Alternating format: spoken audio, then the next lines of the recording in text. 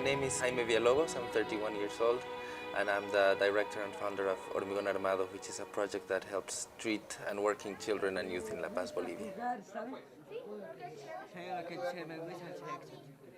I used to live in England. In Newcastle, I saw The Big Issue, which is a magazine that homeless people sell. They get to keep 70% of the cost of the sales price, so it's a help for them.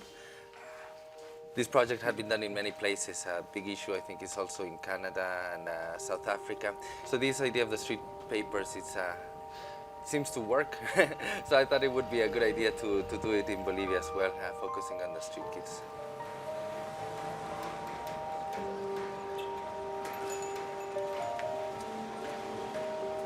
I was lucky to live in the first world for a bit, and it's countries that where the old people rule, you know, like in the street you very rarely see children. Whereas back in South America, it's a world of children, no? Like the population, the demographic is mostly under 18 and they're on the street, they're everywhere. I'm a bit ashamed of Bolivians in that we get used to it a bit, you know, to seeing maybe a 9-year-old kid on drugs cleaning windscreens. No? We see it every day. But there's someone, say from England, he comes there and it's shocking, and it should be shocking. No? So having this privileged background, I thought it was a responsibility, no? To not just ignore it or to not do nothing about it. So we got a group of friends together and we came up with this project basically to help these kids.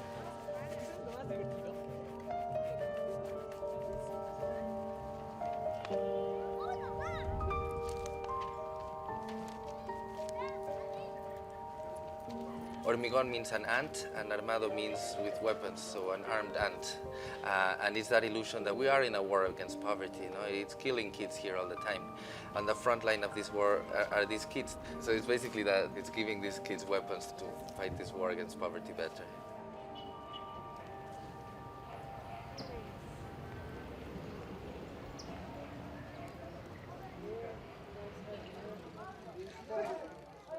Ese tipo de cosas, ¿ya? ¿Quieres que te lo escriba? Me gusta hacer sexo. ¿Cuántos años tienes? A ver. Está bien, está bien, está bien. ¿Qué? We also wanted to launch our own service of tours of La Paz, our capital, but guided by shoe shiners, which was an alternative route. You know, it's more the day-to-day life of La Paz, the markets and customs. So we trained 12 shoe shiners, and they're our guides because they're the 12 that have been more committed to our goals, have maybe rehabilitated themselves from drugs or gotten themselves into a better situation. So if they take 3 tourists in the 3 hours, they make the same as they would almost in a week of working. So it's a really good economic support for them and their families.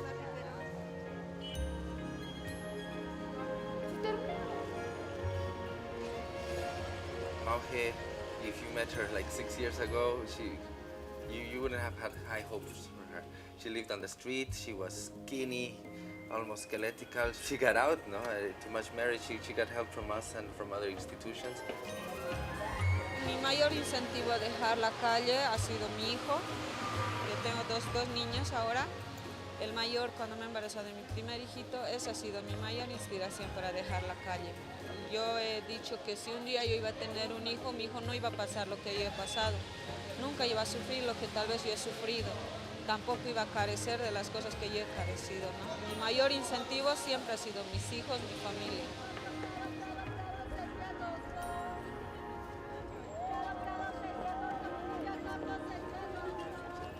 Para mí, gracias a Dios, ha cambiado mucho, ya que yo desde que estoy en el Hormigón se me han presentado grandes oportunidades, como es la de ser yo soy guía turístico y ahora también gracias al periódico El Hormigón Armado tengo una beca que estoy realizando, ¿no? Ya lo he hecho la primera fase, que es un técnico en peluquería y estilismo, y ahora lo estoy haciendo, estoy luchando por hacer el profesional.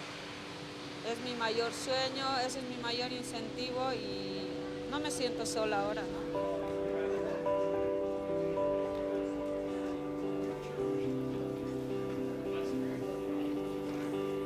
It's not about charity. Charity is up to down, you know. It's from better to worse. This is solidarity. It's from equal to equal. And I do like when some people come with that arrogance to give us charity, you know. And the kids have that work in our project have built their own, you know, self-esteem, and they reject it, you know, and they put these people in their place. 8 years of workshops, we broke down many walls.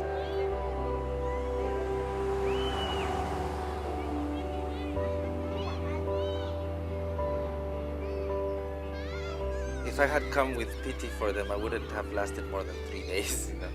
But what I do see is that it makes me love humans more because I see them how they fight back in these conditions which I haven't lived, not even close, you know, and not all succeed. But it makes me admire the human spirit. So I don't pity them. I admire them and admire their fight. And it breaks my heart when they lose the fight, but when they win it, you know, it's incredible.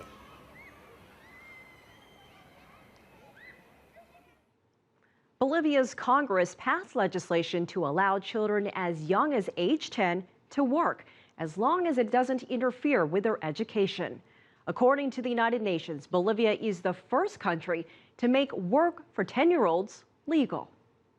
We'd love to hear your comments, so if you know someone who's helping change the world, drop us a line at an@cctv-america.com or tweet us at cctv_America and tell us about a game changer you'd like to see on our show.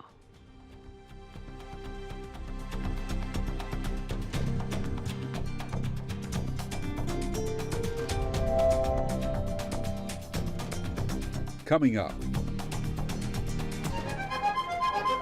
A very traditional and macho rhythm from Colombia is being changed by little girls. Pero es un fenómeno y como en la As cadena the school opens its doors to everyone, these girls are coming here with all of their love and passion and changing the face of Vallenato. la historia del vallenato. America's Now.